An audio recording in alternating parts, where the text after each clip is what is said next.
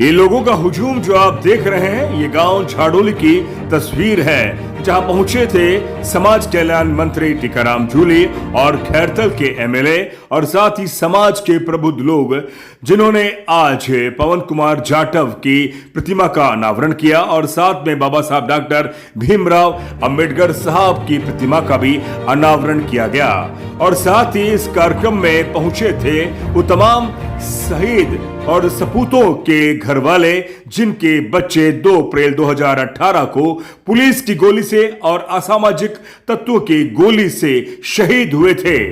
ये तस्वीर जो हम आपको दिखा रहे हैं, ये इस राज्य के मंत्री टीकाराम जूली हैं, जो सपूत और शहीद पवन कुमार जाटव की प्रतिमा का अनावरण कर रहे हैं और साथ में है खैरथल के कलेक्टर साहिबान। ये तस्वीर बता रही है कि जो समाज के लिए काम करेगा उसका सम्मान होगा और इतिहास में उसका भी भी दर्ज होगा। ये तस्वीर गांव झाड़ोली की है। बात की हमने मंत्री टीकाराम जूली से सामाजिक मुद्दों पर और साथ ही बात की जो दलित मुद्दों पर सरकार कमजोर नजर आ रही है SC/ST एक्ट को लेकर, और साथ ही दलितों की कोई खैर खबर नहीं ले पा रहा है। टीकाराम जूली ने क्या कहा, देखें आप। पहुंच गए हैं मंत्री जी, क्या कहेंगे? आपने मूर्ति का अनावरण किया है, एक बहुत गौरवान्वित बात है और एक शहीद को आपने श्रद्धांजलि दी है। देखिए, पवन जो शहीद हुआ वो एक परिवार का नहीं है, वो पूरे दलित समाज के लिए उसने कुर्बानी दी है। और मैं कई जगह कहता हूँ कि जो लोग आज सत्ता के अंदर बैठे हैं, भारतीय जनता पार्टी के लोग, जो इस देश को, इस देश के संविधान को बदलना चाहते हैं, उन्होंने 2 अप्रैल को पूरा झटका देख लिया है कि समाज की ताकत क्या है। और वो 2 अप्रैल की घटना नहीं होती तो मैं समझता हूँ अब तक ये संविधान बदलने का काम कर चुके होते। तो मैं इस अवसर पर मैं भाई पवन को भी अपनी ओर से श्रद्धांजलि देता हूँ और बाबा साहब को भी सत सत नमन करता हूँ। कुछ मामले हैं जो अभी भी 2 अप्रैल को जो मामले कईयों पर है वो पेंडिंग है, राज्य सरकार के टोटल मामले वापस हो गए हैं। कोई भी जितने भी मामले थे जो भारतीय जनता पार्टी की सरकार के द्वारा दर्ज किए गए थे हमारे लोगों पे, वो टोटल मामले अशोक गहलोत जी ने वापस कर दिए। संसद में बहुत अमर्यादित असंसदीय जो बयान दिया गया बीजेपी के सांसद द्वारा, उस पर क्या कहेंगे?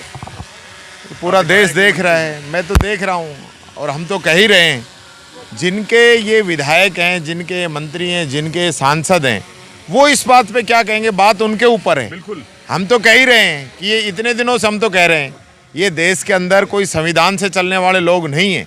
ये असंवैधानिक लोग हैं जो संविधान को कमज़ोर करना चाहते हैं। आज लोकसभा के अंदर कोई सांसद इस प्रकार की भाषा बोले और उसके ऊपर सरकार कोई एक्शन नहीं ले, तो ये तो आप समझ सकते हो इन लोगों के चाल चरित्र और चेहरा क्या है। मंत्री जी, एक बहुत बड़ा सवाल, आप समाज कल्याण मंत्री हैं, मेरा एक सीधा सवाल, दलितों पर एट्रोसिटीज बढ़ी है, राजस्थान में बढ़ी है, उसके निपटारे के लिए, उसके समाधान के लिए, न्याय के लिए सरकार कुछ और कड़े कदम क्यों नहीं उठा पा रही है? उसमें कड़े कदम उठाए आप बताइए, कहाँ कड़े कदम नहीं उठाए? अलवर से आते हैं। हाँ, तो अलवर से बताइए, आप अलवर से बताइए, आप अलवर में एक भी मामला बता दीजिए जिसमें सरकार ने एक्शन नहीं लिया हो। मैं बुद्ध विहार, कई ऐसे थाने हैं। मैं फिर कह रहा हूँ, मैं पूछना चाहूँगा, आप एक भी ऐसा केस बताइए जिसमें एट्रोसिटी हुई और हमने कार्रवाई नहीं की हो। चुन चुन के पूरे राजस्थान के अंदर जहां भी एट्रोसिटी हुई है, सरकार ने एक्शन लिया है, जो दोषी हैं उनको जेल के अंदर ठूसा है। दूसरी बात है कंपनसेशन की, उसके अंदर जरूर भारत सरकार की वजह से डिले हो रहा है।